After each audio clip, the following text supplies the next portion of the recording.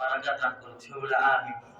প্রিয় সম্মানিত এলাকাবাসী, এখনো যারা এদিক সেদিক ঘোরাফেরা করতেছেন, অযথা সময় নষ্ট না করে আমরা সকলে মাহফিলে চলে আসি।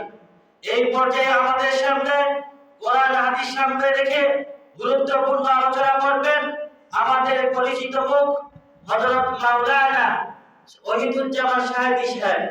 হযরত মাওলানা ওহিদুজ্জামান সাহেবী সাহেব খতিব, লক্ষ্মীপুর উত্তরপাড়া জামে মসজিদ। হযরতের মূল্যবান নসিহত পেশ করার জন্য বিনীত অনুরোধ করছি।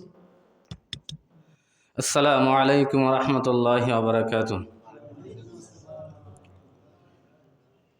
নাহমাদুহু ওয়া নুসাল্লি আলা রাসূলিহিল কারীম।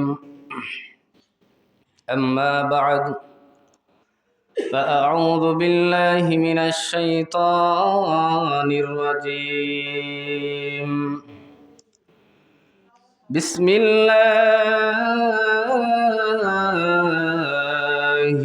রাহমানির রহিম। আলহামদুলিল্লাহি রাব্বিল আলামিন আর-রাহমানির রহিম মালিকি ইয়াউমিদ্দিন। ইয়্যাকা না'বুদু ওয়া ইয়্যাকা নাস্তাঈন। ইহদিনাস সিরাতাল মুস্তাকিম সিরাতাল লাযীনা আন'আমতা আলাইহিম গায়রিল মাগদুবি আলাইহিম ওয়ালাদ-দাল্লিন।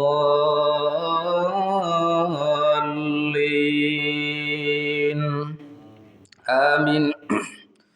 وقال النبي عليه الصلاة والسلام: لا صلاة إلا بفاتحة الكتاب، أو كما قال النبي عليه الصلاة والسلام. اللهم صل على محمد وعلى آل محمد كما صليت على إبراهيم وعلى آل إبراهيم إنك حميد مجيد.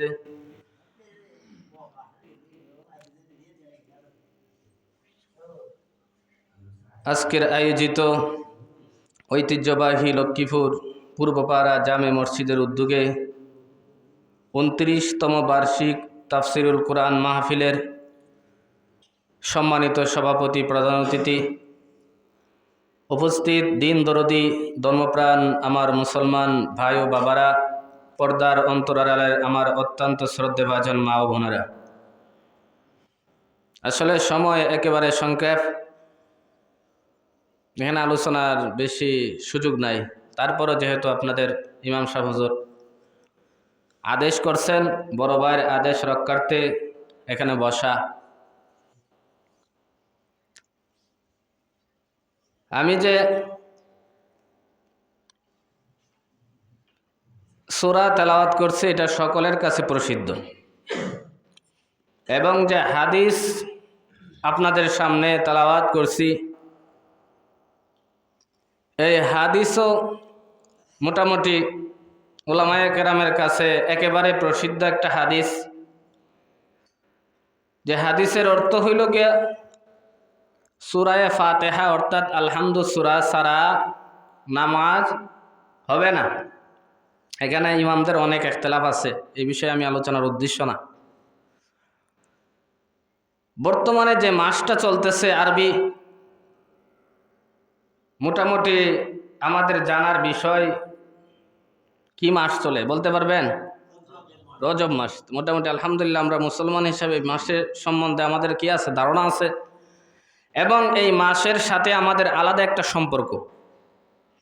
যদিও অনেক ইখতিলাফ আছে যে কোন মাসে রাসূল সাল্লাল্লাহু আলাইহি সাল্লাম মেরাজ করছেন, এই নিয়ে অনেক ইখতিলাফ।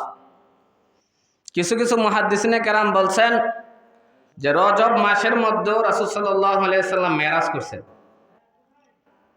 আবার এই মেরাজ নিয়ে অনেক ইখতিলাফ, বিশেষ করে আমরা যারা আছি আহলে সুন্নাত ওয়াল জামাত, উলামায়ে দেওবন্দ, আমরা সকলে আকীদা এবং আইম্মায়ে মুজতাহিদিন যত ইমামগণ আছে, আমাদের সকলের ঐক্যমত যে রাসূল সাল্লাল্লাহু আলাইহি সাল্লাম সশরীরে জাগ্রত অবস্থায় মেরাজ করছে।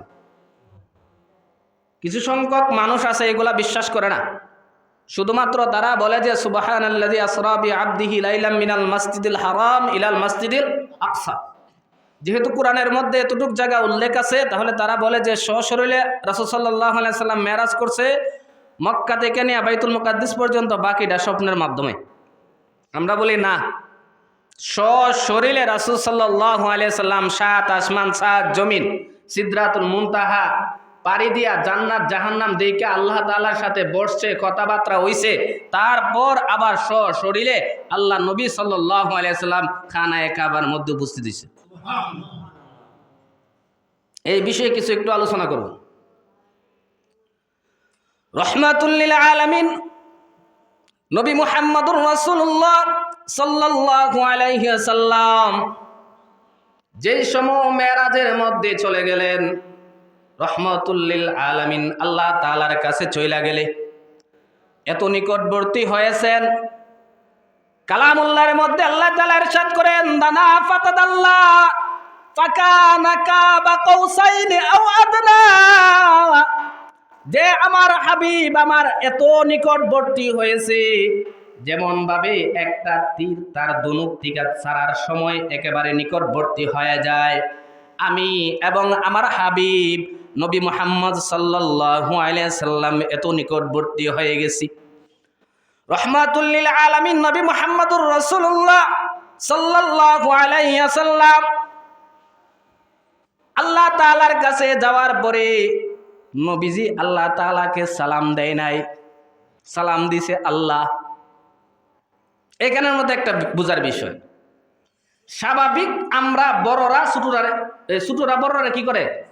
সালাম দেয়। তো নবীর উচিত ছিল আল্লাহ তাআলাকে সালাম দেওয়া, অথচ আল্লাহ তাআলাকে সালাম দেন নাই, বরংস আল্লাহ তাআলা নবী করিম সাল্লাল্লাহু আলাইহি সাল্লামকে সালাম দিছে। সুবহানাল্লাহ কইতেন না? এর মধ্যে একটা প্রধান কারণ হইল আল্লাহ তাআলার শান্তির প্রয়োজন নাই। আল্লাহর শান্তির প্রয়োজন আছে? আল্লাহরে কেউ শান্তি দেয়? সালাম অর্থ কি? শান্তি। যে আপনার প্রতি সালাম, আপনার প্রতি শান্তি। এখন নবী যদি আল্লাহরে সালাম দিত, ওই সালামটা মুআফিক হবে না, মুআফিকের উল্টা হবে। এই জন্য আল্লাহ তাআলা সালামের মুহতাজ না, শান্তির মুহতাজ না। এই জন্য নবী করিম সাল্লাল্লাহু আলাইহি সাল্লাম আল্লাহ তাআলাকে সালাম দেন নাই। আর নবীজিকে সালাম দেওয়ার কারণ হইল নবীজি শান্তির মুহতাজ। নবীজির শান্তির প্রয়োজন আছে কিনা? নবীজির শান্তি আছে, অশান্তিও আছে, এই জন্য শান্তির কি আছে? প্রয়োজন আছে। সেই জন্য আল্লাহ তাআলা নবীকে সালাম দিছে। রহমাতুল লিল আলামিন নবী মুহাম্মদুর রাসূলুল্লাহ সাল্লাল্লাহু আলাইহি সাল্লাম আল্লাহ তাআলার কাছে চইলা গেছে। আল্লাহ তাআলা জিজ্ঞাসা করতেছে, হাবিব আমার, বন্ধুর বাড়িতে আইছো, কি হাদিয়া নিয়ে আইছো? বন্ধুর বাড়িতে স্বাভাবিক খালি হাতে যায় নাই, যে কোনো একটা হাদিয়া নিয়ে যায়। ও আমার হাবিব, আপনি আমার কাছে এসেছেন, কি নিয়ে আসছেন? হাদিয়া কি আনছেন? রহমাতুল লিল আলামিন ডাক দা বলে, রব আমার, আপনারে আবার আমি কি দিমু? কিছু দেওয়ার মতো নাই। আপনাকে কি দিমু? আপনার তো কোনো কিছুর প্রয়োজন নাই, তবে কিছু জিনিস আপনার জন্য আনছি হাদিয়া স্বরূপ। কি কি? ও আমার হাবিব, কি আনছেন?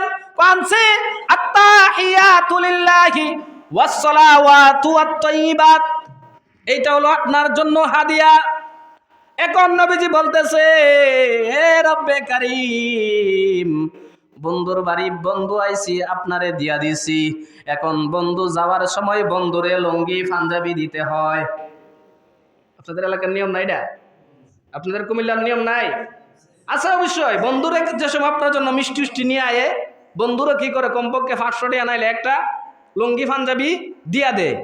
আমি আপনার জন্য হাদিয়া আনছি, আপনার তো কিছু হাদিয়া আমারে দেওয়ার দরকার।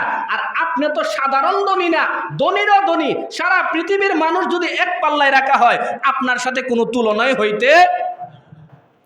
এমনি রহমাতুল লিল আলামিন ডাক দা বলেন, হাবিব বাবা, হে রব্বে কারীম, আমার জন্য কি হাদিয়া দিবেন? আল্লাহ তাআলা ডাক দিয়ে বলেন, হাবিব আমার, আপনার জন্য আমি হাদিয়া রাখছি। কি রাখছেন? আসসালামু আলাইকা আইয়ুহান নাবিয়্যু ওয়া রাহমাতুল্লাহি ওয়া বারাকাতু।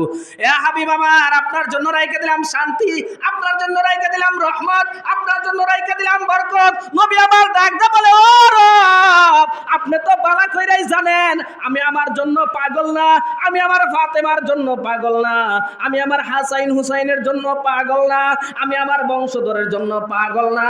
এইটা তো আপনি ভালো কইরাই জানেন। আপনাকে আপনি দিয়া দিবেন আর আমি খুশি হইয়া নিয়া চইলা যাবো, এইটা কোনোদিন হইতে পারে না। তো হাবিব আমার, আপনি কি চান? আল্লাহ আপনি ভালো করেই জানেন আমি যে সময় দুনিয়ার মধ্যে আসছি ওই সময় বলছি রব্বি হাবলি উম্মতি, রব্বি হাবলি উম্মতি। তায়েফের ময়দানে মানুষগুলো আমাকে অনেক আঘাত করছে, ওই সময় বলছি ফাইন্নাহুম লা ইয়ালামুন, ও আমার মাবুদ এরা বুঝতাছে না, এরা আপনি কি দিয়েন না, আযাব গজব দিয়েন না। আপনি জানেন আমি আমার উম্মতের পাগল, আপনি আমার উম্মতকে দেন। আমাকে সালাম দিলে চলবে না, আমাকে শান্তি দিলে আমি সন্তুষ্ট হব না। তাহলে হাবিব আমার আপনি কি চান? আমি চাই আমার উম্মতের জন্য কোনো হাদিয়া দেয়া দেন। আল্লাহ তাআলা ডাক দা বলেন, ও হাবিব আমার, আপনাকে যে হাদিয়া আমি দিয়েছি অনুরূপ হাদিয়া আপনার উম্মতের জন্য আমি দিয়ে দিলাম।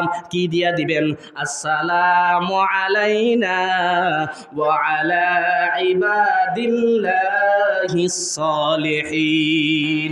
শুধু আপনার জন্য রহমত বরকত শান্তি না, আপনার উম্মত যে সমস্ত নেককার বান্দা বান্দি হবে তাদের জন্য আমি সালাম শান্তি দিয়া দিলাম।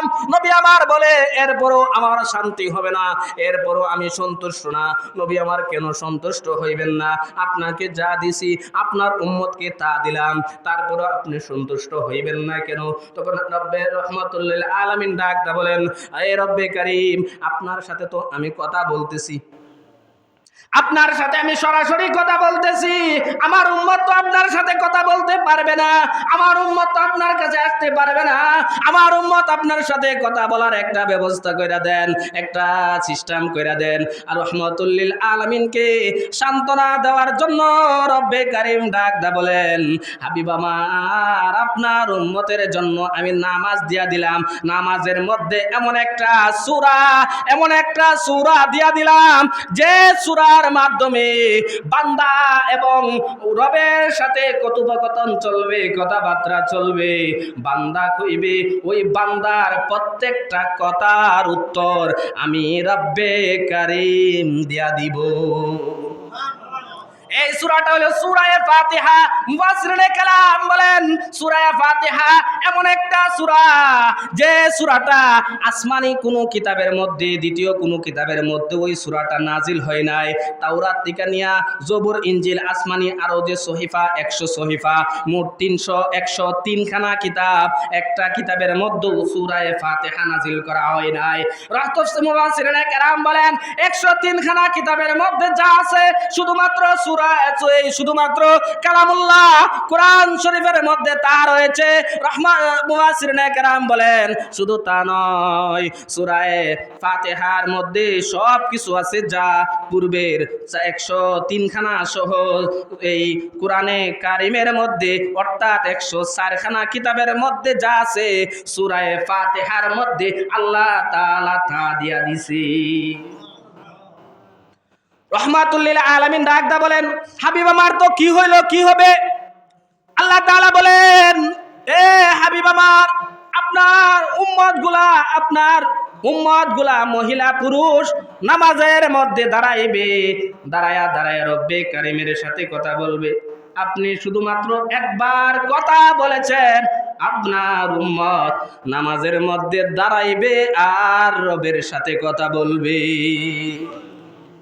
নামাজের মধ্যে দাঁড়াইবে, দাঁড়ায়া শুরু করবে যে এমন একটা সূরা তাদেরকে আমি দিয়া দিতেছি যে সূরা ব্যতীত কারো নামাজ হবে না। ইমাম সাহেব বলেন, খতিব সাহেব বলেন, সাধারণ মানুষ বলেন, যে কোনো মানুষ বলেন না কেন, প্রত্যেকটা মানুষের জন্য ওয়াজিব হইল সূরা ফাতিহা তেলাওয়াত করা নামাজের মধ্যে। কোনো ব্যক্তি যদি ইচ্ছাকৃতভাবে সূরা ফাতিহা ছেড়ে দেয় তাহলে তার নামাজ হবে না, তার নামাজ ফাসিদ হয়ে যাইবে। এই সূরাটা আলহামদু সূরা, যখন বান্দা বান্দি নামাজের মধ্যে দাঁড়ায়, দাঁড়ায়া তেলাওয়াত করে আলহামদুলিল্লাহি রাব্বিল আলামিন। এইভাবে তেলাওয়াত করে আল্লাহ তাআলা বান্দার প্রত্যেকটা কথায় কথায় উত্তর দেয়। একবার এক আল্লাহর ওলি এক গ্রাম দিয়ে যাইতেছে, মাগরিবের নামাজের সময় হয়ে গেছে। এমনি মুসল্লিরা ধরছে, হুজুর আপনি খুব আমাদের পরিচিত মানুষ, আজকে আপনি নামাজটা পড়ান। ইমাম সাহেব ধরছে, ধইরা বলতেছে, হুজুর আজকের নামাজটা আপনি পড়াইতে হবে। আল্লাহর ওলি ডাকদা বলতেছে, আমি নামাজ পড়াইবো না। না আপনি নামাজ পড়াইতে হবে। না পড়াইবো না। না পড়াইতেই হবে। পড়াইলে আমার একটা শর্ত আছে। কি শর্ত? 1 নম্বর শর্ত হইল আমি নামাজ পড়াইবো, নামাজের সালাম পিরানোর পরে কেউ আমাকে কোনো প্রশ্ন করতে পারবা না। নামাজ পড়াইমু ঠিক আছে, নামাজের পরে কেউ আমাকে প্রশ্ন করতে পারবা না। এই শর্ত যদি মানতে পারো তাহলে নামাজ পড়াইবো, নাইলে পড়াইতাম না। সবাই আমরা প্রশ্ন করার দরকার কি? তা প্রশ্ন করার কিন্তু প্রয়োজন নাই। আপনার নামাজ পড়বেন তো আমরা প্রশ্ন করবো কেন? হুজুর ঠিক আছে আমরা প্রশ্ন করব না। আল্লাহর ওলি নামাজের মধ্যে দাঁড়াইছে, দাঁড়াই আল্লাহু আকবার কয়া নামাজের মধ্যে দাঁড়াইছে। দাঁড়ানোর উপরে সূরা তেলাওয়াত করছে, সূরা ফাতিহা তেলাওয়াত কইরা দিছে। সূরা ফাতিহা তেলাওয়াত করার শুরুতেই আলহামদুলিল্লাহি রাব্বিল আলামিন বলেছেন।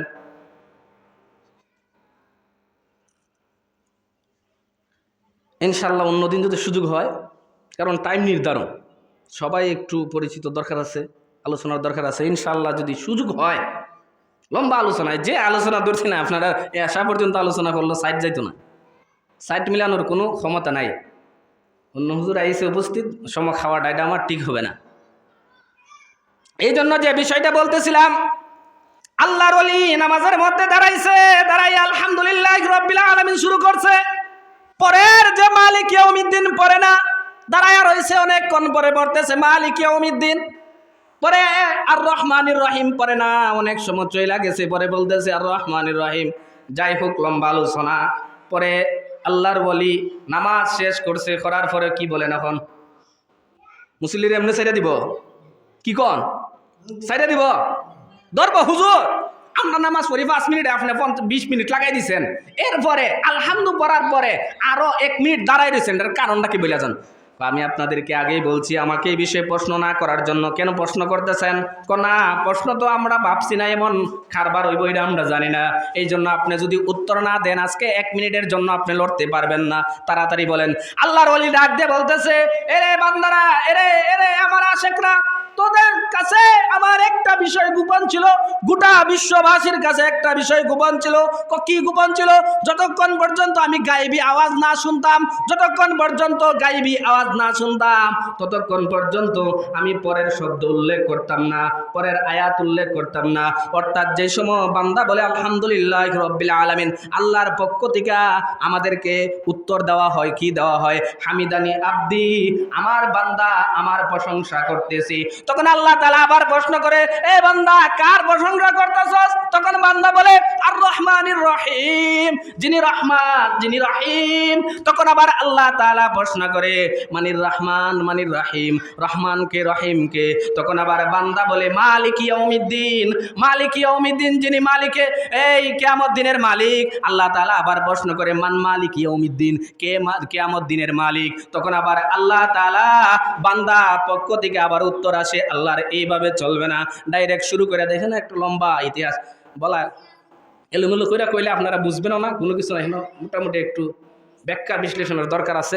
এই জন্য ইনশাআল্লাহ অন্যদিন যদি সময় পাই আলোচনা করব। আসসালামু আলাইকুম রহমতুল্লাহি ওয়া বারাকাতুহু। মাশাআল্লাহ, জাযাকাল্লাহু খাইরান, আহসান জাযা।